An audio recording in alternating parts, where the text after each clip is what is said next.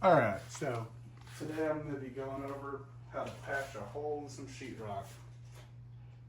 As you can tell, that's where a dog was able to get their nose through the kennel to chew on the wall a little bit. And over here, I have another hole that I'm going to do a different kind of patch on. This one right here, that we're going to do what's called a hot patch on that one. But I was trying to get a paint sample so that way I can repaint in here. But this one right here has a whole bunch of studs right here. So as you can see, there's a screw right there. Then there's another stud. Then there's a gap right here where I was able to cut. Then another stud. So this one, I'm not going to cut any of it out. I'm just going to put mud and tape on it. I'm going to show you all how to do it. And the first thing you want to try to do is get the extra paper off, because that's just going to add to the bulk. So you want to scrape all this off. You don't have to have two putty knives. I just prefer to, because this one I can use, it's a little bit wider to where I can flatten the mud out. This one's a lot stiffer, this one's softer, so it's easier to, you know, do a better end coat. Now, if this isn't something you do on a regular basis, it won't be bad, but it definitely takes some practice. By no means am I saying that I'm the best at it, but I can put some stuff on it, put a little bit of texture on it to where it's not nearly as noticeable. But since we're going to be repainting everything anyways, it should cover it up pretty good. But if you're looking for it, you'll still be able to see it. But all you do, you want to scrape off all the loose bits off around it. So once you get all the big stuff scraped off, then you're gonna get your mud, which I got a big tub, but I just got this right here. It goes on pink, and whenever it's dry, it turns white. So you gotta pop it open.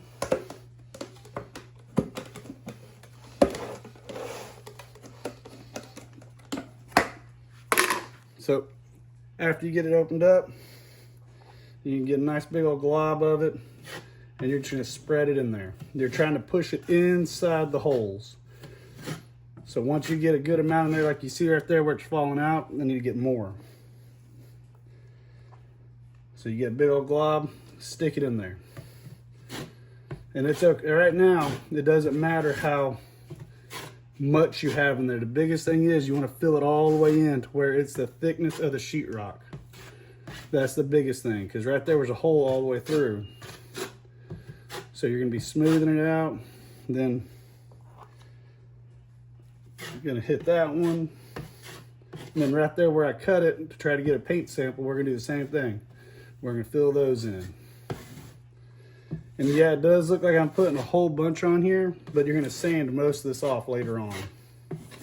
All we're trying to do is fill in the holes. And then right here where the bigger stuff is, we're going to use some sheetrock tape to tape it all up to where it gives it support, because right now it's sagging in there, and we don't want it to do that. We want it to still be strong enough to support if someone wants to put a screw or something like that in. So this is the tape I use. It's kind of like a self-adhesive kind, like it's sticky on one side, not on the other. And typically if you're doing this, like I'll show you on a smaller hole, but if you're doing it on a smaller hole, all you do is you get it, go to cover the hole up, see it sticks to the sheetrock, then you come down and you just cut it. Well, that was a bad example, but you just cut it like that with the knife, and you're able to just do that. But because this is a bigger hole, we're going to do several passes, lengthways and or vertical and horizontal. We're going to do both, so that way we cover our bases. And all this does is allow it to have more structural support to where it's still strong and it's going to be flush with the rest of the sheetrock. And since I have that crack right there that I did, I'm gonna go a little bit higher on this one, but now see how it's starting to turn white? It's starting to dry already.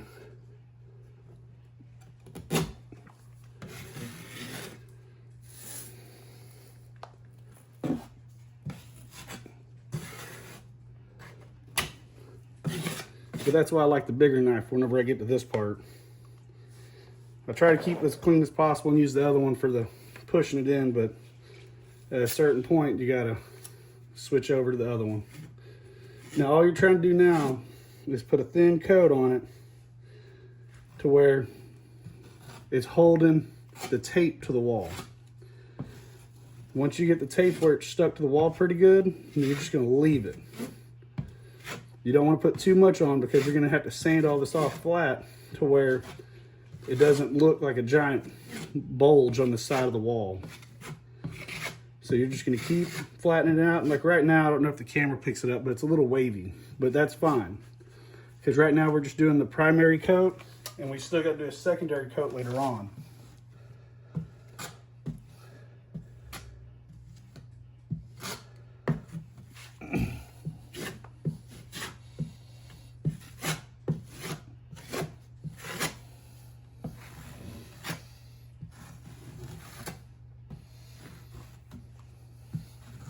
And that's where I would leave it at for now and wait for that to dry, sand it, and then I'd put another layer of mud on top of it, which would be called like a skimming coat.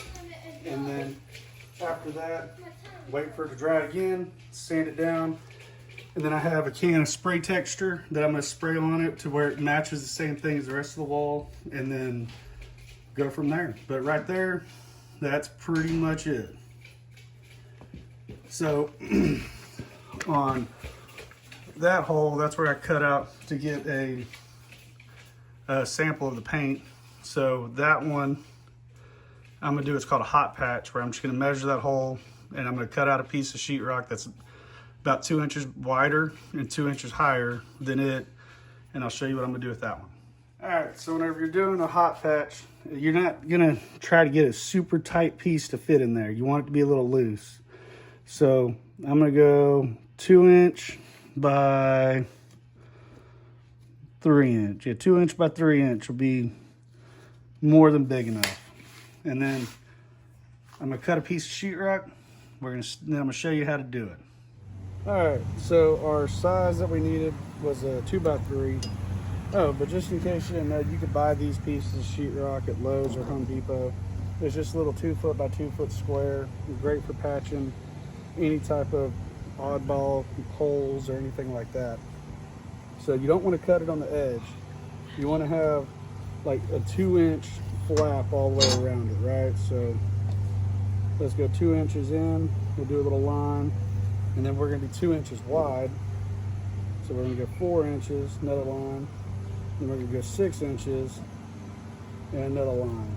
All right, so right here, and then we're going to go 2 inches. And then 5 inches, because that'll be the top of it, because it's a 2 by 3. And then we're going to go 7 inches. And then you're just going to connect all the lines. You don't have to use a speed square. You could just use a ruler, anything that can give you a straight line. That's all you need. It doesn't even have to be super straight. You'll see here in a minute. This is just really overkill for what it is. And then we're going to go up here to this one, and then you want to cut this out kind of a certain way. So what you want to do is you're going to cut out the whole piece first.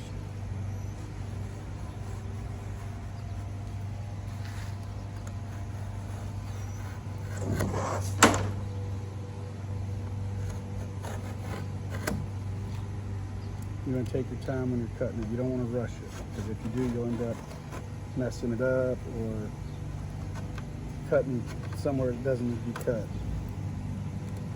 I mean, you could also use a sheetrock saw, but I just didn't want to get it out right now. But you just want to keep cutting through it.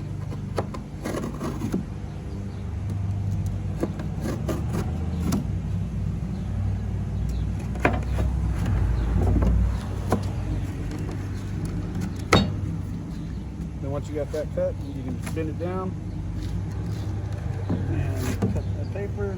Don't do like I did and rip the paper.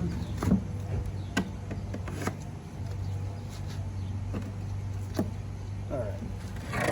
So now you set that piece aside. Now what we're going to do, same thing here. We're going to cut all the way. Then you're going to bend it down.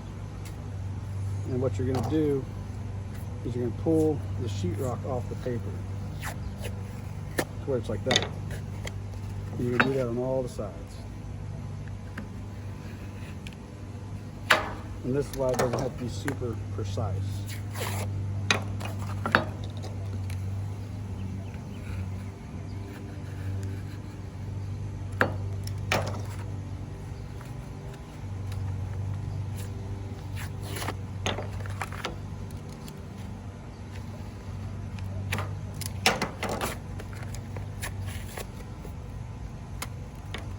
And that is a hot patch. I'll show you more in just a second. All right, so now we have our hot patch. What you want to do to make sure it fits in the hole. It does fit in the hole, right? So now what you're going to do is, since I have this smaller thing over here, again, like I said earlier, you want to scrape off all the loose paper around. And then again, right here is a stud. So it's one of those, like there's wood all around this. And then there's a cord back here, so a piece of Romex. So you don't want to disturb unless you have to, because there's insulation and everything in this wall. So we're just trying to fix where the dogs chewed on it a little bit. And then I cut this hole out to get the paint sample.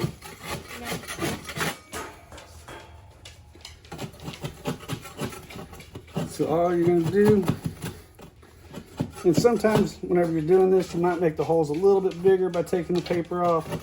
It's not a huge deal. Just keep working at it and you'll eventually get all the loose paper off. Now, for this one here, we're gonna get a little bit of mud thrown in there. I mean, I say that, we're gonna put a little bit of mud on everything. So you're gonna get some mud. You're gonna put it all around where the hot patch is going to go. It'll make more sense in just a minute. And then like right here, we need to fill that in with mud too. So we're going to get it and put a big old glob in there. And you're just going to keep going around, filling up all the voids around it. It'll make more sense here in just a minute. Right now it just looks like I'm making a big old mess, but it'll make more sense here in a minute. Then we'll get some, put it in that hole too. So you just load everything up on it. That one's not too bad. You could leave it like that. I prefer to put a little bit of tape on it. I mean, whenever you sand it, most of it's gonna end up coming back off anyways. So I mean, you could leave it just like that. And whenever you do a skim coat later on, it'll clean it up the rest of the way. So now we have our layer of mud all the way around this. We could put just a little bit more right there. So now what you do, you get your hot patch with the piece of sheetrock that we cut out. You want to leave the paper all the way around it. So what you're going to do is you're going to sit it inside the hole, and you're going to push the sheetrock. This one you're going to use a firm knife, and you're going to adhere it to the mud that you put on there.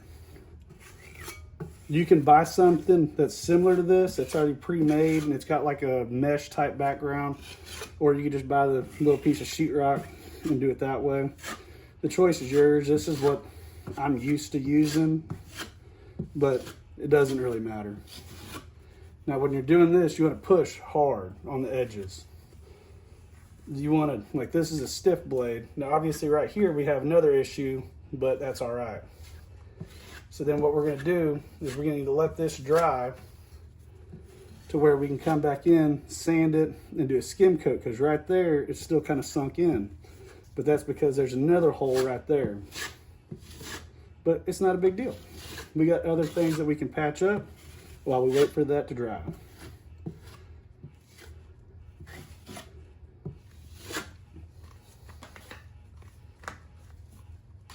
Then you always want to make sure you scrape your knives off, so that way you're not just reapplying unnecessarily.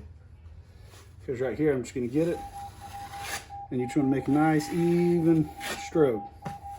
Even pressure on it. And then right here, just tap that again.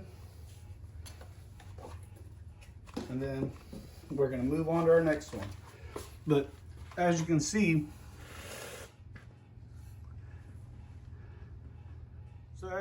this is the first patch we did, and it's already starting to dry up.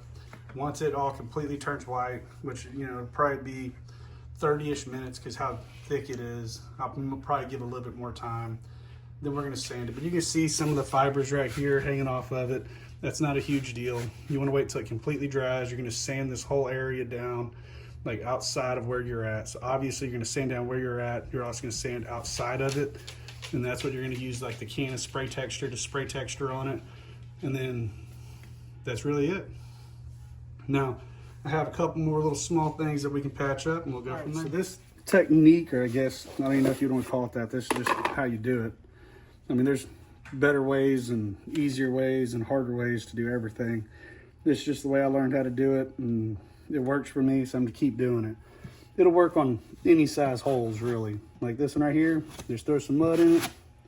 Then we're gonna get the knife and we're gonna scrape all the extra mud off this knife. So that way we have a clean knife whenever we go to flatten it out. See, like we need a little bit more, so we can get this knife, just swap back out, push it in at a different angle. It's all about trying to just push it in different angles. You'll flip and flop a few times to figure it out. And then go back to your big knife, scrape it, just flattening it out. And then that's it. You just wait till it dries, apply another small little coat to it, and go from there. This is a hole that most people in their house probably have. This is from the door handle hitting in there. It's not a deep hole, but I'm sure it's a very common occurrence amongst most households. I know we probably have 3 or 4 of these in the house. You're gonna do the same thing. You're gonna get a little mud. You're gonna pack it in there real tight, and you're gonna scrape it off. And then you're gonna switch it to your other knife that's a little bit more flexible, and you're just gonna scrape it off. And then that right there, after you sand it, you can probably just spray texture right on that. You don't have to do anything special. And then this technique also works great if you use the tape with it. It's a similar type hole for like towel bars, toilet paper holders, stuff like that. Kind of like the first hole we did with the bigger hole. You're gonna put mud in there, then you're gonna put your tape across it, like 2-3 layers, and then you're gonna put mud all on it again. Then you can sand it down, and then you're able to re-put the anchor in for the toilet paper holder or towel bar, whatever the case it is. But you have to use the tape if you do that. So then this hole right here, we have no idea what caused this hole.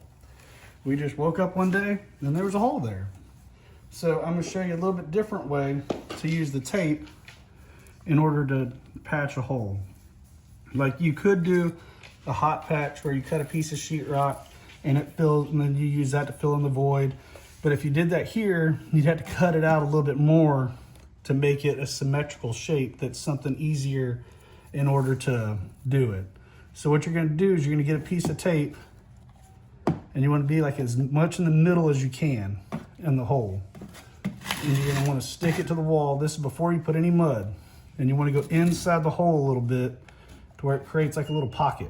Then you're gonna come out, you're gonna rip your tape off, and you want it to be a pocket on the inside. It'll make more sense here in a minute, but then you're gonna do the same thing the opposite direction.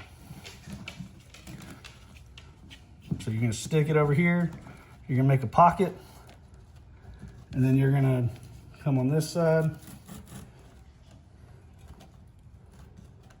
and we're gonna cut it off there. Then you're gonna make sure, you have to make sure there's a pocket there or it won't work. So then you're gonna stick your tape down real good. And then right here, you notice in the corners and stuff that it's not really covering it too well. You can always get another piece to put up there. You can always put more tape. If you ever have a question about it, just put another piece. That just makes it the easiest way possible. Because whenever you sand it, you're gonna be sanding most of the tape away anyways. So again, you're just gonna favor the inside of the hole, then you're gonna come down just a little bit further, and rip it off. But you're just trying to make a little pocket right there for it. And again, make a little pocket, come down, cut it off.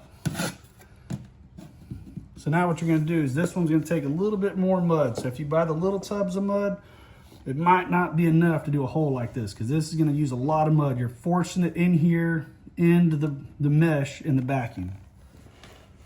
So you're gonna get your tub of mud. You're gonna get you a nice little scoop. And what you're gonna do is you're gonna just slowly start pressing it in. You don't want to do it all at once because it's just going to pull all the tape in.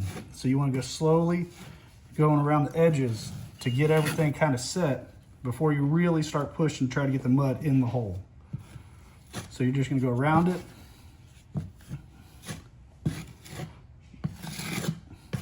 And then this one you're going to have to sand quite a bit once it's done. Now this one here is more like a visual thing. If this was in a different location, I would do a hot patch because it would be a little bit more rigid in case you were to mount something here. But this is literally like 6 inches off the floor.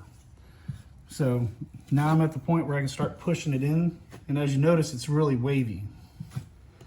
As I'm pushing on it, it moves around, which that's expected because you're trying to force it in there. So you just want to keep putting just a little bit at a time. You don't want to try to do a lot. If you do a lot, you're going to end up having to blow out and then having to redo everything. You just want to do a little at a time. Because all we're trying to do is just force a little bit of mud in there each time.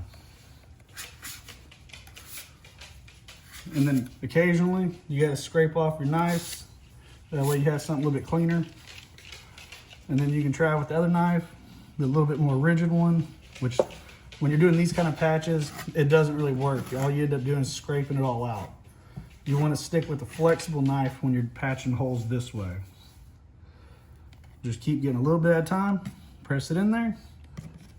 And what you want to do is you want to have a knife that's as wide as the hole, which I have a bigger knife out in the garage that I could have used, but I just wanted to do this one. And then you just get it, put some on there. And at a certain point, you're just gonna have to be happy with it until you go to sand it. So right here, I'm gonna try to smooth it out a little bit more, but I'm just gonna smooth it out. And yes, there is still tape sticking up here. I'm gonna cut that off with the razor blade before we go to sand it. I'm just gonna smooth it out.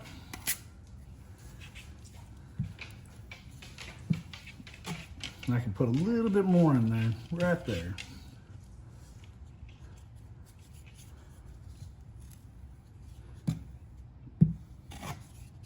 And at a certain point, you're just gonna be like, yep, that's gonna be good enough till it dries, and then I'm able to put more. And that's where I'm at now. So I'm gonna wait until it dries completely. I'm gonna sand it all, and then I'm gonna be able to put more mud to pack it in there.